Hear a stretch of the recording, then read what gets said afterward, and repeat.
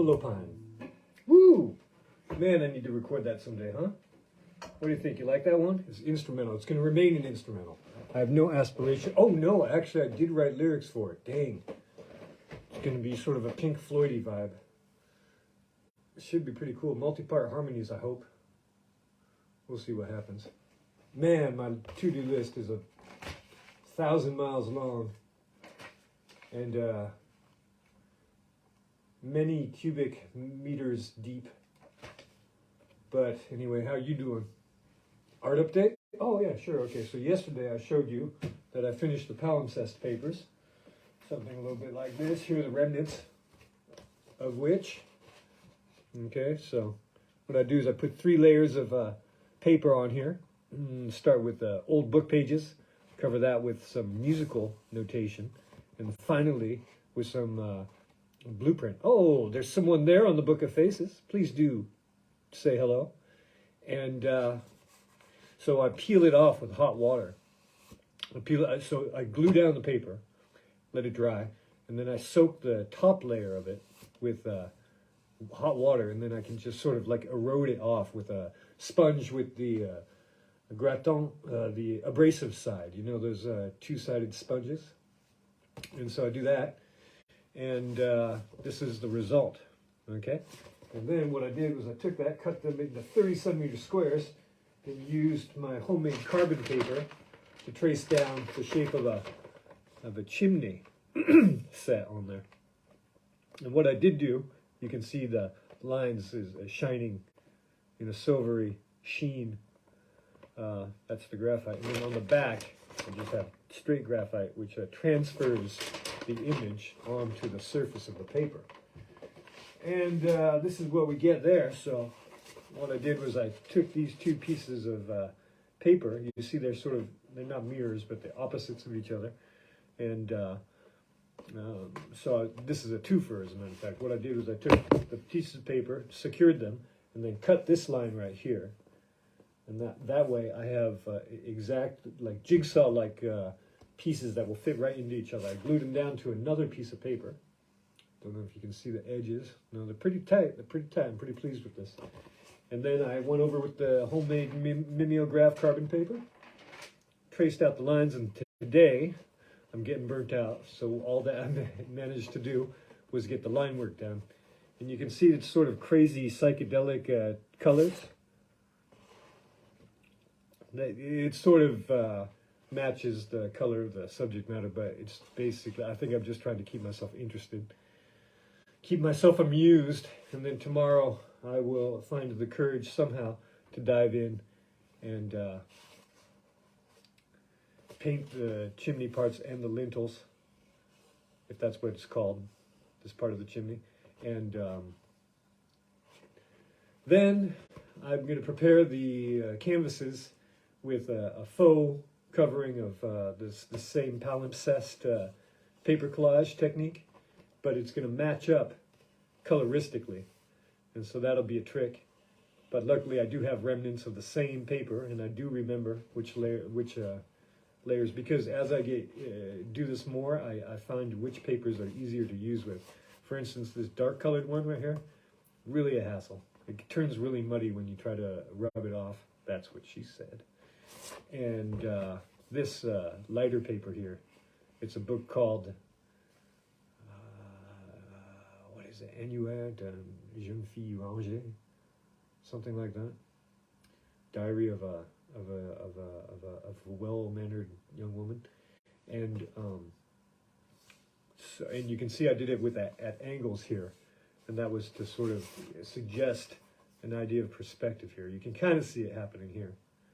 Like here's the dark part is the behind wall, and the light part is the forward wall, perpendicular juxtaposition. And even though this is, the logic is completely backwards, I do kind of like that pattern. You know, it's art. That's what's called artistic license. Look it up. So that's what's going on with that.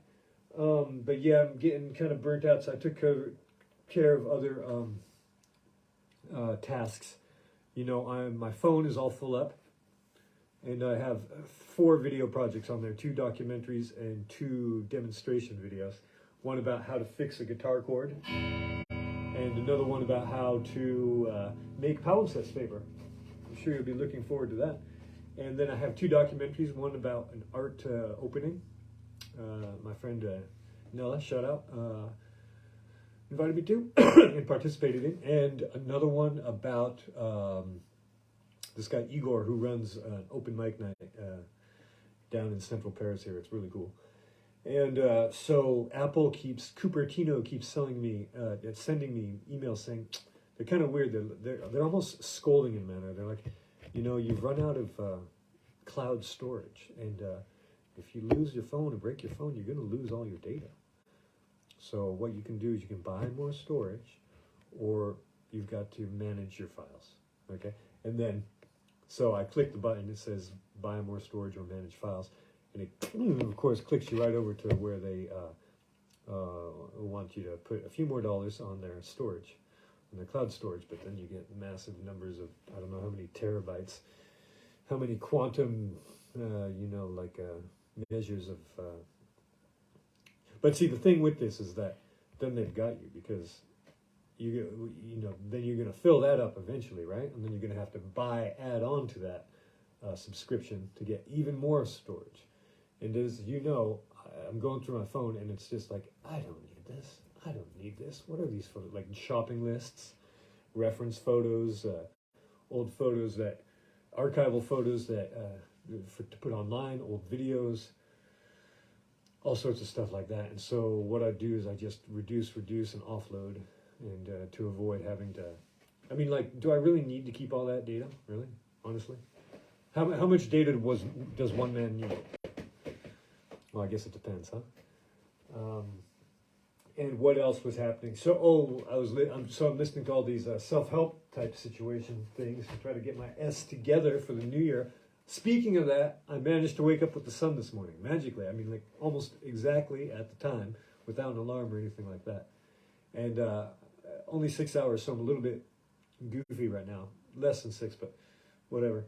And like this one, which I found this, just like I found the canvases. So this is la loi de l'attraction, the law of attraction. And, I was obviously meant to find it.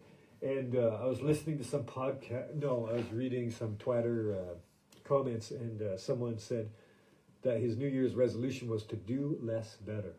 And so then I thought, man, oh man, what am I'm doing too many things, And so I'm wondering, what can I hone off? And I was thinking, should I ditch this podcast? It takes about an hour a day if I'm really efficient. It takes about an hour commitment, and it's fine. It's fun. I'm glad that all of you watching enjoy it. And it has been profitable for me, modestly so. But so it is of value.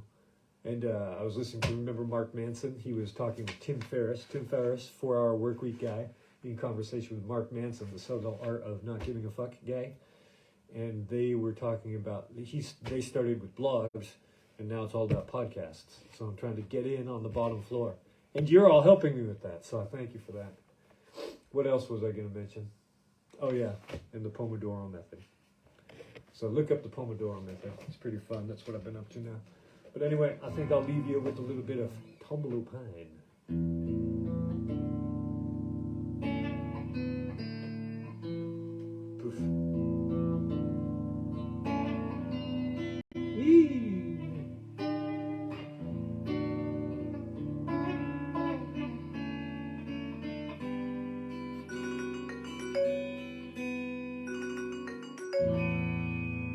Ciao for now.